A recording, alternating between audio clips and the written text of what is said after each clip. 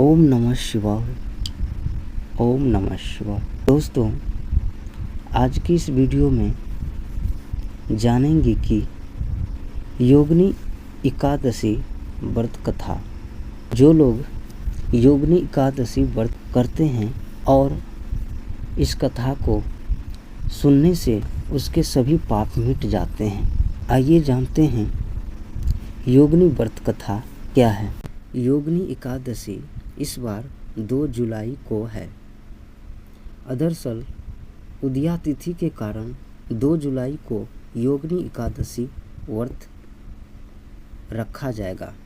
पंचांग के अनुसार यह व्रत प्रत्येक वर्ष आषाढ़ माह की कृष्ण पक्ष की एकादशी तिथि को रखा जाता है। ऐसा कहा जाता है कि योगिनी एकादशी पर भगवान विष्णु की पूजा से कुष्ठ रोग से मुक्ति मिलती है, साथ ही उसके सभी पाप नष्ट हो जाते हैं।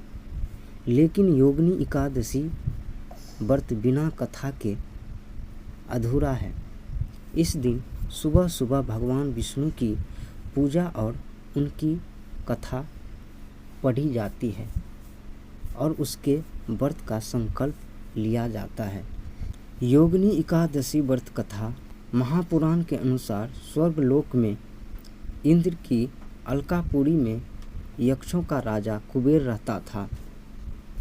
वह भगवान शिव का भक्त था और उनके लिए रोजाना हेम नामक माली अद्र धरातरी को फूल लेने मानसरोवर जाता था।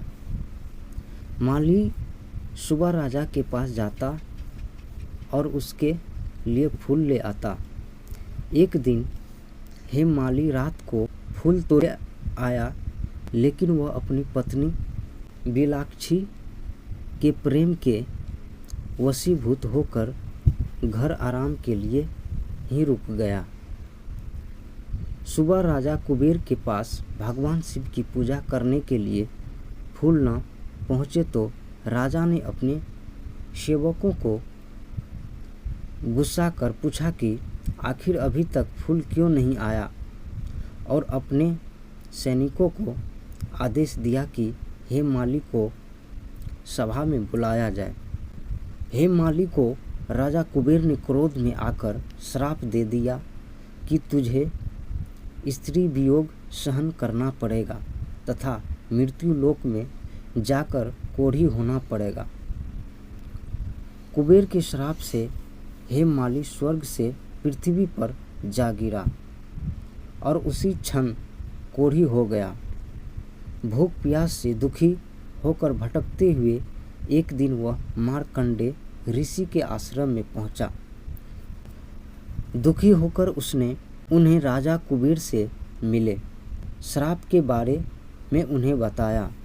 हेममाली की सारी विपदा को सुनते हुए मार्कंडे ऋषि ने उसे आषाढ़ माह की योगिनी एकादशी का व्रत सच्चे भाव तथा विधि विधान से करने के लिए कहा।